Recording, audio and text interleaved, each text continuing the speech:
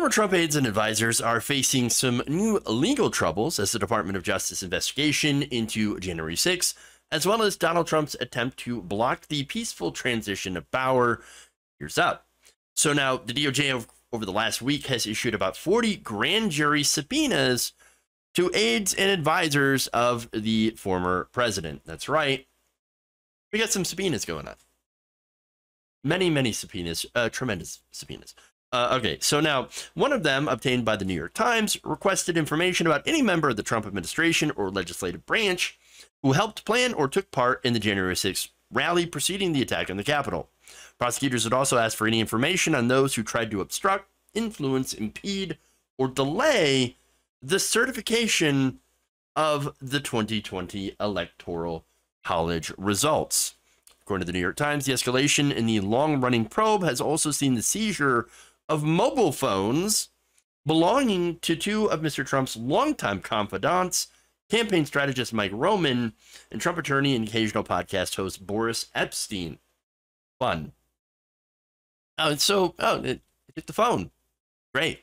The New York Times sources note the phone seizures were related to Rudy Giuliani and attorney John Eastman's fake elector scheme. So again, it's where they basically in these different states where Trump did not win, they said, we don't care. We're going to go and we're going to put in our own slate of fake electors that are going to vote for Donald Trump. So, the Electoral College will give Donald Trump a win, even though he did not actually win. So, they're investigating that. And about 20 of the 40 subpoenas, so about half of them, asked for information and communications about this scheme, according to the Times. So, interesting. Now, the subpoenas had also targeted people who remain close to the ex-president since his term had ended on January 20th, 2021, including his longtime social media guru, Daniel Scavino. So now, let me talk about the phones for a minute. I wonder what they're going to find, if they're going to find anything. Now, I do know that, hey, if they were smart, the people whose phones were being taken, they would have wiped those phones long ago. Just saying. But of course, we're talking about Trump people who might not be the best or smartest people. That said, in addition to Mr. Epstein, Mr. Roman, and Mr. Scavino, another Trump confidant, ex-New York City Police Commissioner Bernard Kerik, also received a subpoena as well. An attorney for Kerik, though, said that the subpoena for his client was served early last week and was very, very broad in its scope. Well, basically, they said, give us anything and everything related to anybody that is tangentially related to the Trump campaign, including a long, long laundry list. The lawyer, Timothy Parlatore, told The Hill. Well, look, if that's the case, and understand the source, this is Bernard Kerik's lawyer. Well, okay, if that's the case, then it would seem that line of inquiry would be relatively early, because maybe they're just casting a wide net, finding anybody that they might, finding something on people who, might be able to put some pressure on others to get information. That's generally how it tends to work. You get the small fish, and then it leads up to the bigger fish. That said, again, I'm not a legal expert. I'm not a prosecutor, so I could be off on my analysis. Still, that's a lot of subpoenas and a significant ramp up of the investigation, at least on the public side. Now, there's one more thing that I have to note, which also could be significant, and that is the Times noted that the prosecutors appear to be homing in on another line of the investigation involving Trump's Save America PAC. So they're going to go and look into that PAC's finances, which I think is, again, really interesting. This follows this House Select Committee investigation into the January 6th attack, eyeing Trump's fundraising campaigns, opening questions into whether his false claims about the election fraud had misled solicited donors. So now we're talking about, did he mislead his donors? Now, I think that if you're asking that question, well, it's going to be very, very easy to prove. Donald Trump, of course, is a well-known con man and liar. And so, yes, he absolutely misled his donors.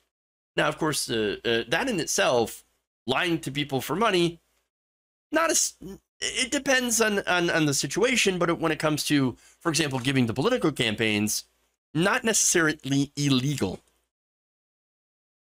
Although, again, this is what he did. He lied about an election that he lost, okay? Told his fans to give him money so that he could sue to overturn the election based on the big lie, the lie about mass voter fraud. So now we know, of course, that he wasn't going to overturn an election. There was never any constitutional vehicle or precedent for doing such a thing. But again, he told his fans, election defense fund, give me all this money so that I can sue and we can, overturn this election. We can put me back as the rightful president. Okay, but that fund didn't exist. It wasn't real. The election defense fund wasn't real. Nonetheless, he managed to raise $250 million for that. So now, since that didn't exist, the money had to have gone somewhere, right? Now, it went to Save America PAC. Is that illegal? Well, it depends on what Save America PAC did with the money. If it did political stuff with it, then no, that wouldn't be illegal. However, if any of that money did happen to go to, I don't know, personal finances, personal expenditures when it came to Trump, well, then that's different. And so, look, the fact that they are looking into this suggests that there could be some evidence that funds were misappropriated for personal use, which again would be defrauding donors. And if that were the case, it would be a lot like what Steve Bannon had been originally indicted for and is now back in court in New York specifically to face more charges of. And so I think that's interesting. That said, if there is no evidence, if they didn't misappropriate the funds, then no prosecutor would even look at this. No prosecutor would take such a case. There would have to be a very strong suspicion that he had taken that money, stuffed it into his own pockets, or paid off members of his staff to do certain things. We don't know. Either way, it shows that they are widening this investigation, this probe, into Trump's fundraising, his finances, as well as, again, looking into the fake electors and other facets of January 6th. So that is interesting. Now, one more thing. If they do find something, and I don't know if they will, and I'm speaking strictly on things that they can do criminal action for.